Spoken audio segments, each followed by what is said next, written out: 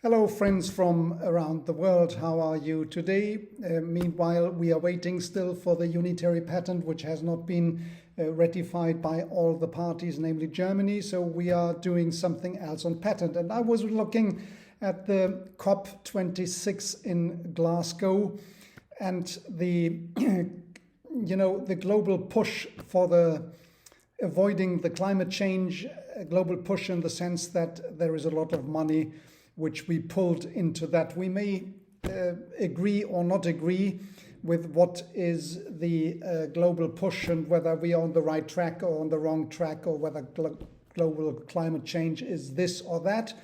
But the fact remains that a lot of subventions, a lot of funds are pulled in that way, and even more stringent, that actual industry are impacted by these kind of decisions. They have to go the green way. Now, if you are in a startup, in a patent, in a small company, investigation, research and development, and you want to go that way, you have an idea about something green, about something which will go make life more greener, carbon neutral, zero emission, etc. So you are in the, the hydrogen industry, or you are in the battery. You have a kind of storage of energy which is better. Well, you have a basic idea, but you still have develop what would be, the patent, the intellectual property, in order to monetize what would be your patent. How you do it. So if you're a small company, often you will not be able to do it on your own. So you need input from other companies, either financially or equipment or logistics, or perhaps one or the other patent which is necessary to build upon yours. So it is often not easy to do it yourself. And you have to go with other companies, you have to bring them in. And that is still okay. If that is the necessity, you have to do it. There's no other way to turn around this, right? If you can avoid this, well, that's better. Because these joint ventures together with other companies, they present the one or the other problem. What you want at the end is, a monopoly of 20 years. That would be represented by a patent. Now, what is it, how you would determine that relationship? You don't know what will happen in the future. That the best inventions, so to say, have been invented through accident. That was the champagne, for example, through Dom Perignon. There was a mere accident. He didn't want to invent anything, and he invented it. So it may be by accident. You think that you will go this way or the other way, and the end result would be this and that. But then during the way, it may take, half a year, whatever, your joint venture, I would say, then you come up with something which you have not think about in the beginning. Now, the initial plan is still important. It may come up with other things along the way, but the initial thinking is you, for example, you will get the patent, and you will pay out if the patent is X and Y, Z for other things, or you will be in the lead of whatever it is, and you take the others a kind of resources, additional resources, which at the end you will make a kind of payout of whatever it is. One payout, maybe over time, it may be another corporation, it may be that they will get a license, all kind of possibilities exist. That's a good thing. but I cannot present everything to you here. So my point here is, what you can do is to make a contractual agreement among all parties of what is your thinking and the thinking of all the others at this moment. The assignment or the propriety of the IP, if it is something which is the main result out of it, if it is to one party, that is much better than assign it to everybody. So you can contractually agree, well, we all get the propriety of the outcoming patent afterwards, or the patents, if there are 2 or 3 afterwards, and we deal with it in a common way. You have to see that normally in Europe, at least, that is like this. In your jurisdiction, I don't know, but you may verify it is like this. It is the assignment, the licensing, the use of it, the inclusive what would be NFT afterwards, or tokenizing, or whatever, will be jointly decided. So by all the proprietors. Normally it is the inventor, but if the inventor says, well, we are all inventors, or all the companies are inventors, so that is that is the ownership, which is the end result, correct? Now, from the beginning, everything works well, meaning that we are all you are all illusioned, doing some things, and then it comes sour because you expected the other would do this or the other would do that, and the other has shifted its priority into another area and is not very much interested and puts only the minimum resources into it, and you would ask for more and they would say no, and this will happen over a time period of 1 year.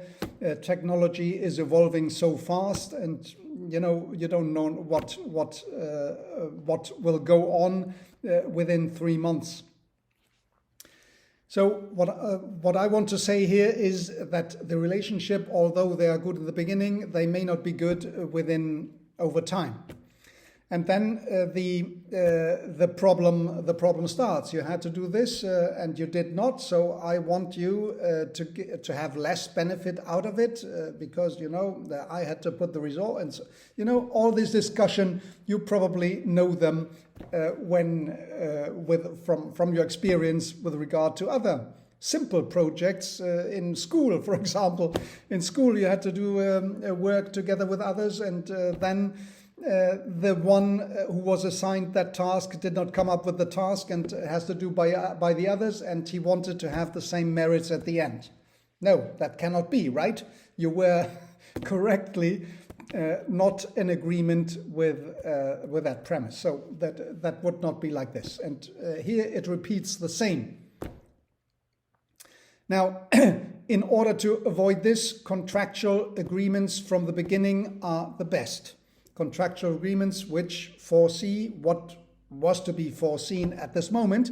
And as things evolve, I think the contractual agreement have to be updated with regard to what is happening at this moment, in order not to come into the big mess at the end when the patent is here and everybody is struggling to get that patent, or get a piece of that patent, or the major piece of the patent, or whatever it is.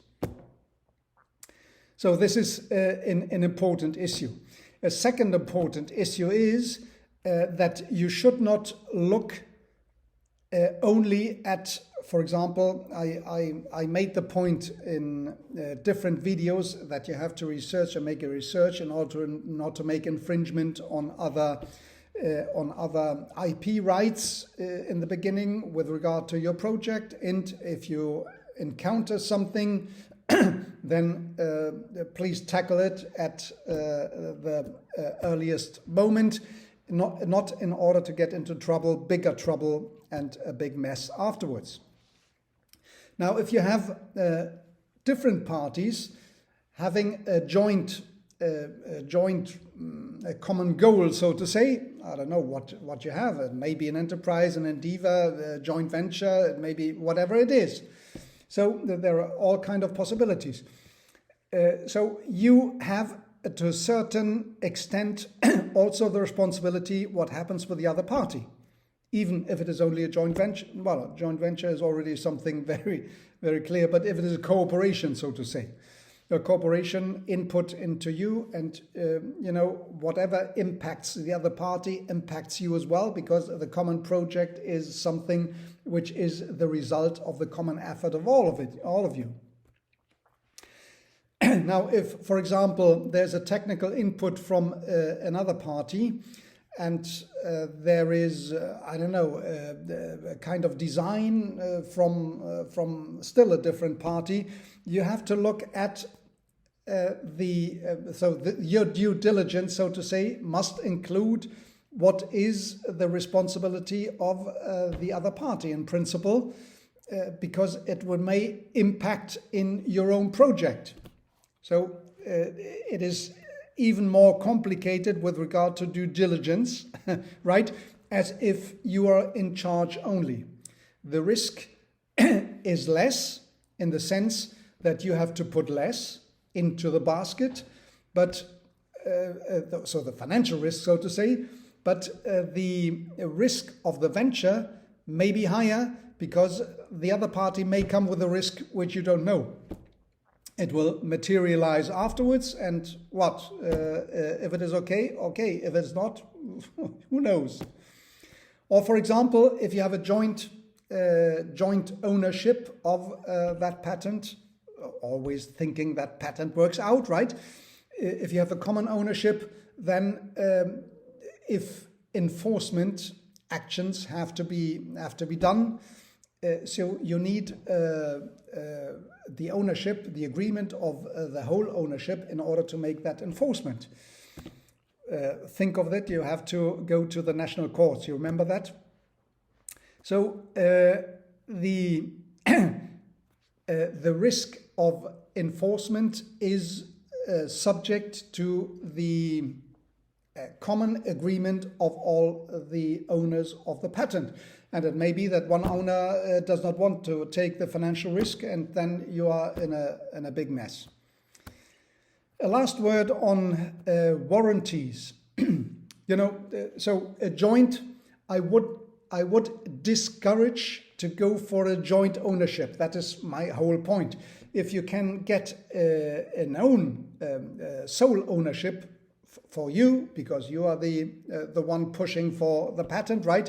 And for the subvention, and you have the big idea and you want to ride the green wave, then that would be the best outcome possible.